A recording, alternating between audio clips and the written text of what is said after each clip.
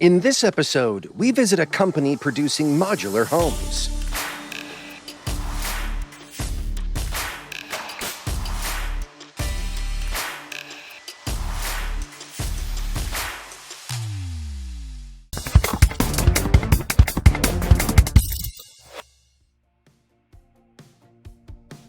Around 15 years ago, building a detached house was a process that stretched over many years.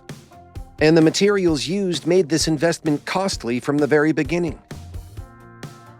The market of today has been taken by storm by energy-saving modular construction that uses prefabricated elements, even for the wireframe technology. Let's take a look at how this type of block for adult builders is made in the box house facilities in Zabrze. Ready? Let's go. The body of a modular house consists of exterior and interior walls, with windows and doors, a roof structure, and its covering. The walls also have to be filled and prepared for plumbing and electrical fittings. How does one plan all of that? It's up to the design department. That's where the layouts, drawings, and 3D models of the building are created. The full set of required information is then transferred to the production machinery via a computer file. The primary raw material used in production is KVH timber, usually spruce or pine. It's planed on 4 sides, kiln-dried until its moisture content is down to roughly 15%, as well as resistant to mold in changing weather conditions. It's a high-class construction material with a bending strength of 24 megapascals.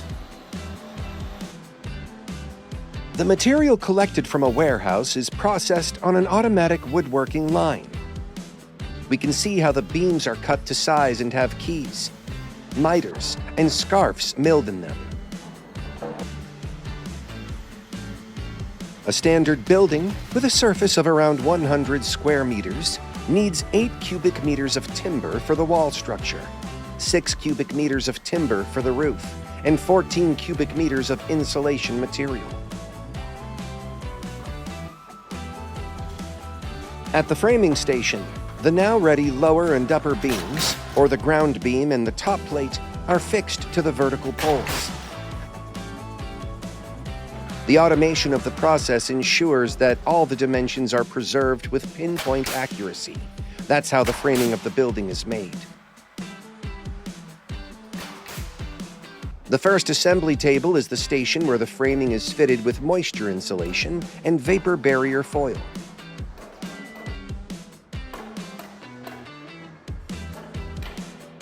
It's also where the first layer of sheeting is applied, thus sealing one side of the wall. What's used here are gypsum fiber boards and, occasionally, OSB and drywall boards.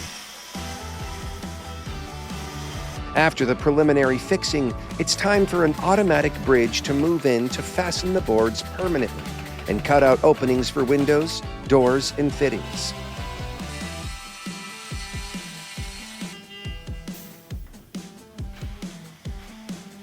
At the second assembly table, the wall is rotated 180 degrees, fitted with electrical conduits, and filled with insulation material, which is mineral wool.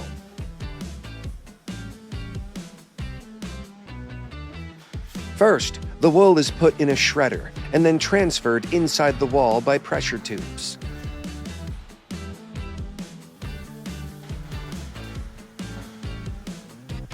There is also a third assembly table where the second side of the wall is automatically sealed.